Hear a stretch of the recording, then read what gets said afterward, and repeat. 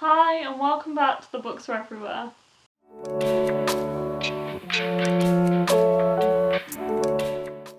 So today I am here with another kind of spring themed video, and this is recommendations to read in the spring or summer. And to me, spring and summer reading means contemporary YA. I tend to drift more towards contemporary in the spring and summer and fantasy in the autumn winter. That is totally just my opinion, and it's definitely not the same for everybody, but those are the types of books that I'm going to be recommending to you today. They're going to be like summer romance contemporaries, but some of them do definitely have heavier themes. So I have about 10, under 10 books that I'm just going to take you through that I have read in the past couple of years and really enjoyed. So the first one is Emergency Contact by Mary H.K. Choi. I read this one at the start of this year and I really loved it. This is just an absolutely lovely contemporary that I loved mainly or partly in due to the fact that it reminded me of me and my boyfriend and how we got together. This follows Penny Lee and Sam. Penny Lee is kind of stuck throughout her whole high school life and she can't wait to get away to college. She also doesn't get on with her mom that well, if I remember rightly, so she's kind of looking forward to going away and being away from that family situation. So she goes to college in Austin, Texas, and she's really enjoying that. She's really looking forward to it and looking forward to moving away from home. Sam lives in Austin. He is a graduate, I believe, or he dropped out of college. He dropped out of college, I think. And he is working in a local cafe to the college that Penny attends. They kind of have friend links that I won't go into because the friendship is very complicated between the friend of, I think it's Penny's roommate, and then the connection that Penny's roommate has with Sam is a little bit strange, so I won't go into that. But essentially they have a mutual friend, so they kind of meet each other early on in the story and they don't really kind of talk that much. And then later in the book, Penny finds Sam at the side of the road having a little bit of a panic, and it turns out he's having a panic attack. And from there on in, they are in touch and they text a lot. And this is basically a kind of texting based romance that I absolutely adored. It is kind of fluffy, but also this really does follow some heavy topics like teen pregnancy and like a lot of family issues and kind of friendship issues. So I would definitely recommend it for some deep discussions and definitely some issues, but also a lovely romance. So the next one I also read earlier this year, and that is Serious Moonlight by Jen Bennett. Honestly, I could recommend any Jen Bennett book for this video. The only one that I haven't read is Starry Eyes, but this is one that I read fairly recently, so I thought I would talk about it a little bit. And this is about 18-year-old Birdie who has always been homeschooled, so she's a little bit sheltered, and she decides that she is going to get a job in a hotel, and she is on the night shift, like the graveyard shift in this hotel, which is where she meets Daniel. She does have a kind of chance meeting with Daniel at the start of this book, if I remember rightly, and then she finds it very awkward seeing him again in the hotel where they work. So this follows them kind of getting to know each other and eventually falling in love, but it also follows her as a kind of lover of mystery and mystery books. She's definitely a book lover, which I really enjoyed, and Daniel, who is also a fan of mysteries, and they basically uncover a mystery that is happening in the hotel that they work at. I really like the idea of contemporaries with a twist, and this is definitely a contemporary with a twist. I also find that Jen Bennett writes kind of American seaside towns and cities really well and always makes me want to visit the places that they are set, so I would definitely recommend this one. Okay, my SD card filled up during that video, so we're just gonna carry on from where I left off. I apologise if the angle has changed or anything. But anyway, we just finished talking about Serious Moonlight. The next one is Yes, No, Maybe So by Becky Albertelli and Aisha Saeed. I read this one last year. This is a proof copy of the book that I got through work, and I really enjoyed it. I was a little hesitant going into this book because of the political elements to it, but I thought it was really well done. So I think the authors decided to write this after the 2016 elections when Trump was elected as president, and obviously they saw a lot of problems in the state of Georgia, where I believe at least one of them is based. So this was kind of inspired by that. So this follows the two main characters, Jamie and Maya, who have alternate points of view in this story, and it's written from the points of view of both of them. So Jamie is already volunteering for the local political scene, but he wants to be behind the scenes and is basically forced to deliver canvases, so he's canvassing, and Maya is dragged into the canvassing as well, not that she wants to be, and they end up kind of not only finding out more about each other but finding out more about politics and finding they quite enjoy the race, the political race that's going on in their state. I really enjoyed this one because I feel like politics aren't really discussed a lot in YA, and I thought this one was really unique for that. I also liked how it came from the point of view of two teenagers who didn't really want to be part of this scene, at least not in the way that they became a part of it, and ended up being a part of it and loving it, so I really enjoyed that. And the next book is Everything Leads to You by Nina LaCour. I read this one a couple years ago and I will never stop shouting about it. I thought this book was amazing. I really enjoyed it. So this is an LGBT romance. This is a sapphic romance based on two girls, and the main character is Emmy, who has been left an apartment in Los Angeles for the summer.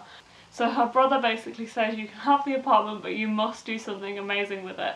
What I loved about Emmy is she works in the film industry. I think she was an apprentice or she had an internship as a set designer, and I just love that. I really enjoy when books mention film and talk about film and the film industry in general. And she goes on this journey with her friend Charlotte, and they discover a mysterious letter at the estate sale of a Hollywood film legend. So this is mysterious, it has set design, it has film stuff, it has a sapphic romance, and I absolutely love this book, and I will read anything by Nina LaCour. The next one is another one I read recently, and that is The Falling in Love Montage by Kira Smith. This follows our main character of Saoirse. So she's just finished up high school and she's waiting for uni to start up in the autumn. This is set in Ireland, which I really enjoyed. I find that you don't have a lot of YA set in Ireland, especially not like mainstream published YA.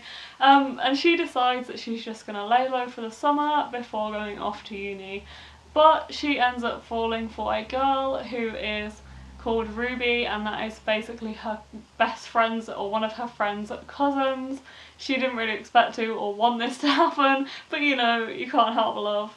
I really enjoyed reading Saoirse's story recently. This is a nearly 400 page book that I read in a couple of days during a readathon. It was so easy to get through, but it is also not without its hard discussions. Saoirse is struggling because her mom has dementia and she lives alone with her dad, and her dad is basically starting to see another woman at the start of, well, he's already seeing this woman at the start of this book, and she's really struggling with that. I do find there is very few YA books at all that talk about dementia in the way that this book does, which I really liked. It definitely doesn't shy away from any difficult topics, but is also really funny, witty and light-hearted at the same time. And the next one is Felix Ever After by Case and Calendar. I read this one as part of Non-Binary November last year, but I definitely think it's a great summer romance.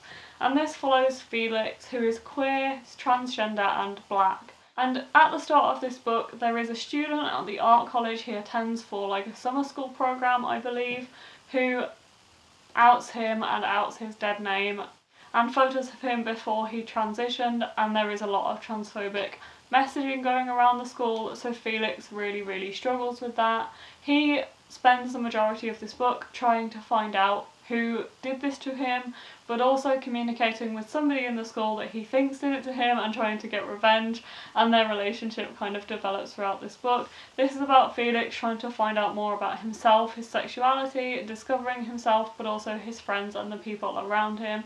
It is a very hard-hitting book.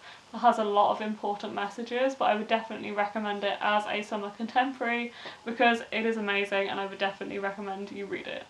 And the next one is You Should See Me in a Crown by Leah Johnson. This one really went around last year and I'm so glad that I picked it up because I really enjoyed this one. This follows Liz, who is a black lesbian woman in a high school who is trying to go to college in the fall, and she really wants to go to college but she doesn't have the money for it, so she's trying to get a scholarship. And when the plans for her scholarship fall through, she decides that she's going to run for prom queen in her high school because the prom queen and king win a school scholarship. So she decides to go for that, and it's basically about her running for prom queen It's also about her falling for Mac, who is another person who is running for prom queen, so their relationship kind of develops and is very complicated. I found this one really, really amazing. It is just a lot of discussions of race and of sexuality and of being a woman and prom and going to college and making those difficult decisions growing up. I thought this was amazing. I flew through it. I think I gave it 4 or 4.5 stars, and I would definitely recommend it. And the next one is definitely the most summery book on this list, and that is Don't Date Rosa Santos by Nina Moreno. I absolutely loved this book. I read this one last summer, and I'm so glad that I read it when I did, because it was absolutely amazing. I really, really liked this one. This is a summer contemporary that is set at the seaside. What is not to love already?